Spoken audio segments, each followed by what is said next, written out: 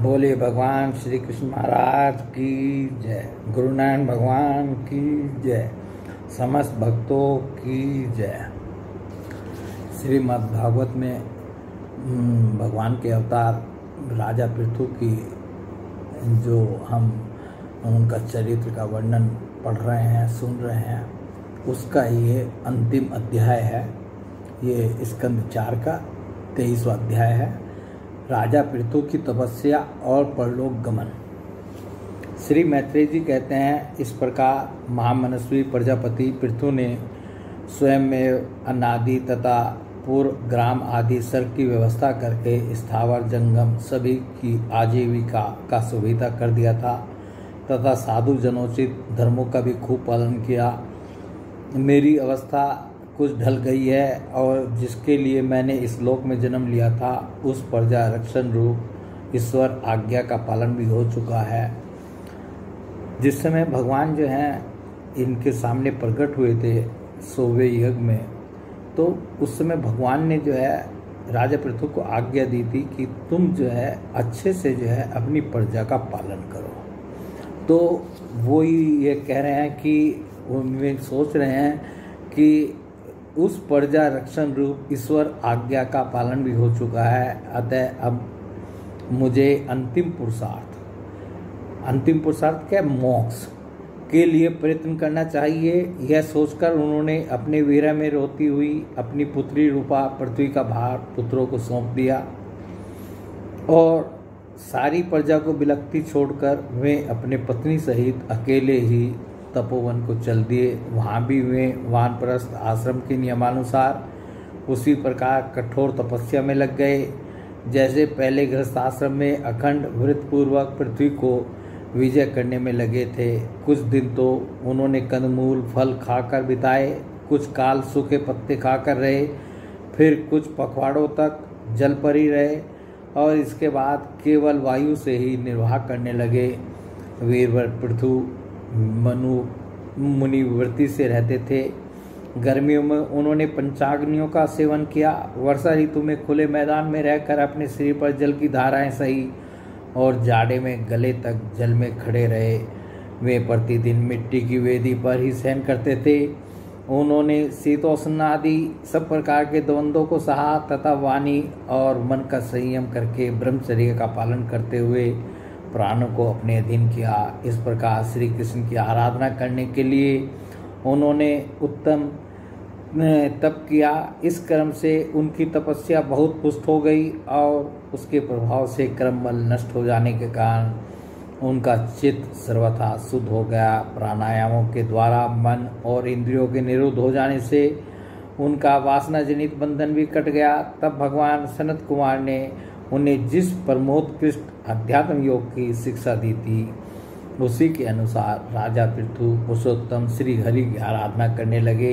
इस तरह भगवत परायण होकर श्रद्धापूर्वक सदाचार का पालन करते हुए निरंतर साधन करने से परब्रह्म परमात्मा में उनकी अनन्य भक्ति हो गई। इस प्रकार भगवत उपासना से अंतःकरण शुद्ध सात्विक हो जाने पर निरंतर भगवत चिंतन के प्रभाव से प्राप्त हुई। इस अनन्य भक्ति से उन्हें वैराग्य सहित ज्ञान की प्राप्ति हुई और फिर उस तीव्र ज्ञान के द्वारा उन्होंने जीव के उपाधिभूत अहंकार को नष्ट कर दिया जो सब प्रकार के संशय विपर्य का आश्रय है। इसमें महाराज पृथु को क्या क्या हुआ, एक तो भगवान की अनन्य भक्ति प्राप्त हुई, दूसरे जो है उससे जो है उनको वैराग्य सहित ज्ञान की भी प्राप्ति हुई और तीसरे उसके बाद जो है अगला क्या हुआ कि उनका जो अहंकार था वो नष्ट हो गया। इसके पश्चात ध्यात्म बुद्धि की निवृत्ति और आत्म परमात्मा स्वरूप श्री कृष्ण की अनुभूति होने पर अन्य सब प्रकार की सिद्धि आदि से भी उदासीन हो जाने के कारण उन्होंने उस तत्व ज्ञान के लिए भी प्रयत्न करना छोड़ दिया जिसकी सहायता से पहले अपने जीव को उसका नाश किया था। क्योंकि जब तक साधक को योग मार्ग के द्वारा श्री कृष्ण कथामृत में अनुराग नहीं होता तब तक केवल योग साधना से उसका मोह जनित प्रमाद दूर नहीं होता। अब देखिए यहाँ एक ही बहुत अच्छी महत्वपूर्ण बात है कि जिस साधक को जब तक साधक को योग मार्ग के द्वारा श्री कृष्ण कथा अमृत में अनुराग नहीं होता, तब तक केवल योग साधना से उसका मोह जनित प्रमाद दूर नहीं होता, भ्रम नहीं मिटता। तो कथा में अनुराग होना भी जो है ये एक बहुत बड़ी उपलब्धि है जीवन की। फिर जब अंतकाल उपस्थित हुआ तो वीरवर पृथु ने अपने चित्त को दृढ़तापूर्वक परमात्मा में स्थिर कर ब्रह्म भाव में स्थित हो अपना शरीर त्याग दिया। उन्होंने एड़ी से गुदा के द्वार को रोककर प्राणवायु को धीरे धीरे मूलाधार से ऊपर की ओर उठाते हुए उसे क्रम से नाभि, हृदय, वक्षस्थल, कंठ और मस्तक में स्थित किया। फिर उसे और ऊपर की ओर ले जाते हुए क्रम से ब्रह्मरंध्र में स्थिर किया। अब उन्हें किसी प्रकार के सांसारिक भोगों की लालसा नहीं रही। फिर यथास्थान विभाग करके प्राणवायु को समष्टि वायु में, पार्थिव शरीर को पृथ्वी में और शरीर के तेज को समष्टि तेज में लीन कर दिया। हृदयाकाश आदि ध्यावच्छिन्न आकाश को महाकाश में और शरीरगत रुधिर आदि जलीय अंश को समष्टि जल में लीन किया। इसी प्रकार फिर पृथ्वी को जल में, जल को तेज में, तेज को वायु में और वायु को आकाश में लीन किया। तदंतर मन को सविकल्प ज्ञान में, जिनके अधीन वह रहता है, उन इंद्रियों में, इंद्रियों को उनके कारण रूप तन्मात्राओं में और सूक्ष्म भूतों तन्मात्राओं के कारण अहंकार के द्वारा आकाश, इंद्रिय और तन्मात्राओं को उसी अहंकार में लीन कर अहंकार को महत्वों में लीन किया। फिर संपूर्ण गुणों की अभिव्यक्ति करने वाले उस महत्वों को मायोपाधिक जीव में स्थित किया। तदंतर उस माया रूप जीव की उपाधि को भी उन्होंने ज्ञान और वैराग्य के प्रभाव से अपने शुद्ध ब्रह्म स्वरूप में स्थित होकर त्याग दिया। महाराज पृथु की पत्नी महारानी अर्ची भी उनके साथ वन को गई थी। वे बड़ी सुकुमारी थी, पैरों से भूमि का स्पर्श करने योग्य भी नहीं थी। फिर भी उन्होंने अपने स्वामी के व्रत और नियम आदि का पालन करते हुए उनकी खूब सेवा की और मुनिवृत्ति के अनुसार कंदमूल आदि से निर्वाह किया। इससे यद्यपि वे बहुत दुर्बल हो गई थी तो भी प्रियतम के कर स्पर्श से सम्मानित होकर उसी में आनंद बनाने के कारण उन्हें किसी प्रकार कष्ट नहीं होता था। अब पृथ्वी के स्वामी और अपने प्रियतम महाराज पृथु के देह को जीवन के चेतना आदि सभी धर्मों से रहित देख उस सती ने कुछ देर विलाप किया। फिर पर्वत के ऊपर चिता बनाकर उसे उस चिता पर रख दिया। इसके बाद उस समय के सारे कृत्य कर नदी के जल में स्नान किया। अपने परम पराक्रमी पति को जलांजलि दे आकाश स्थित देवताओं की वंदना की तथा 3 बार चिता की परिक्रमा कर पति देव के चरणों का ध्यान करती हुई अग्नि में प्रवेश कर गई। परम साध्वी अर्ची को इस प्रकार अपने पति वीरवर पृथु का आगमन करते देख सहस्रोवरदायिनी देवियों ने अपने अपने पतियों के साथ उनकी स्तुति की। वहां देवताओं के बाजे बजने लगे। उस समय उस मंदराचल के शिखर पर वे देवांगनाएं पुष्पों की वर्षा करती हुई आपस में इस प्रकार कहने लगी।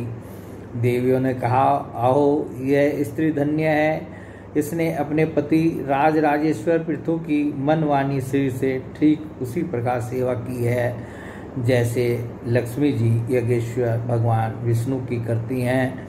अवश्य ही अपने अचिंत्य कर्म के प्रभाव से यह सती हमें भी लांघकर अपने पति के साथ उच्चतर लोकों को जा रही है। इस लोक में कुछ ही दिनों का जीवन होने पर भी जो लोग भगवान के परम पद की प्राप्ति कराने वाला आत्मज्ञान प्राप्त कर लेते हैं उनके लिए संसार में कौन पदार्थ दुर्लभ है। अतः जो पुरुष बड़ी कठिनता से भूलोक में मोक्ष का साधन स्वरूप मनुष्य शरीर पाकर भी विषयों में आसक्त रहता है वह निश्चय ही आत्मघाती है।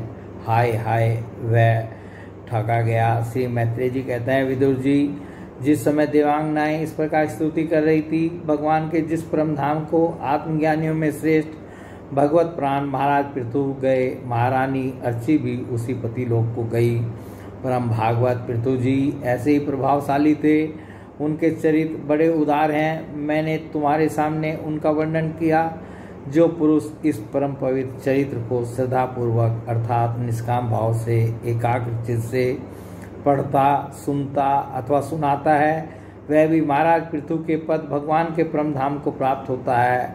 इसका सकाम भाव से पाठ करने से ब्राह्मण ब्रह्म तेज प्राप्त करता है, क्षत्रिय पृथ्वीपति हो जाता है, वैश्य व्यापारियों में प्रधान हो जाता है और शूद्र में साधुता आ जाती है। स्त्री हो अथवा पुरुष, जो कोई इसे आदरपूर्वक 3 बार सुनता है, वह संतानहीन हो तो पुत्रवान, धनहीन हो तो महाधनी, कीर्तिहीन हो तो यशस्वी और मूर्ख हो तो पंडित हो जाता है। यह चरित्र मनुष्य मात्र का कल्याण करने वाला और अमंगल को दूर करने वाला है। यह धन, यश और आयु की वृद्धि करने वाला, सर्व की प्राप्ति कराने वाला और कलयुग के दोषों का नाश करने वाला है।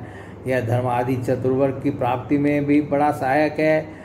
इसलिए जो लोग धर्म, अर्थ, काम और मोक्ष को भली भांति सिद्ध करना चाहते हों, उन्हें इसका श्रद्धापूर्वक श्रवण करना चाहिए।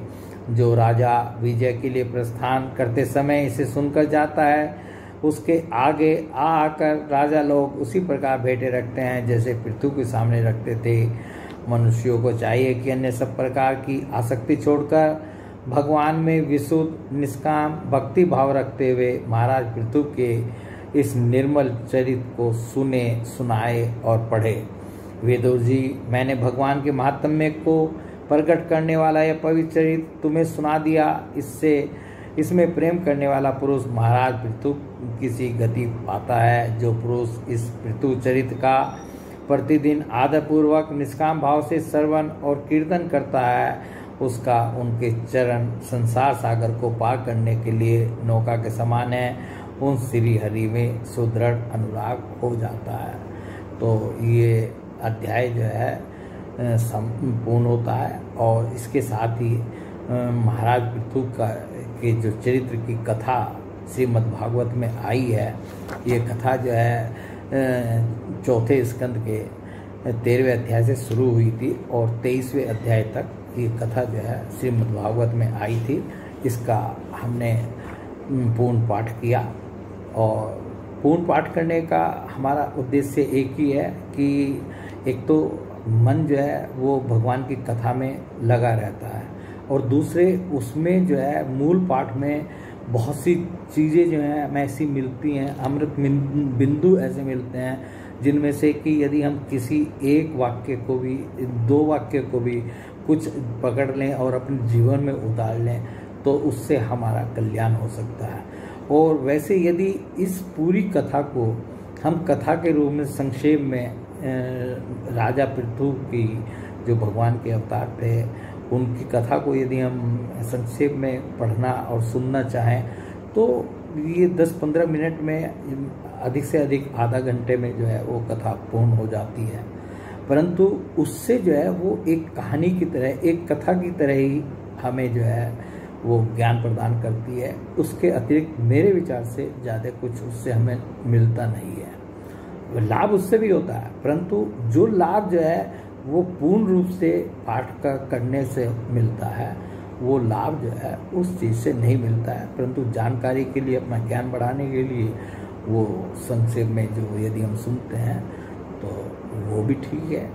तो मैं कोशिश करूँगा कि इस जितनी भी मैं कथाएं पढ़ रहा हूँ इनका संक्षेप में भी जो है वो बना करके और उनको पढ़ूँगा और मतलब उससे जो है कि एक कोई भी किसी भी प्रकार का साधारण व्यक्ति भी जो है वो ये समझ सके कि महाराज पृथु कौन थे और इनका जो अवतार हुआ वो किस उद्देश्य से हुआ था, इनका वो पूरा चरित्र जो है समझ सकेगा, सुन सकेगा। तो हम समझते हैं उससे भी लाभ ही होगा। बोलिए भगवान श्री कृष्ण महाराज की जय, गुरु नारायण भगवान की जय, समस्त भक्तों की जय।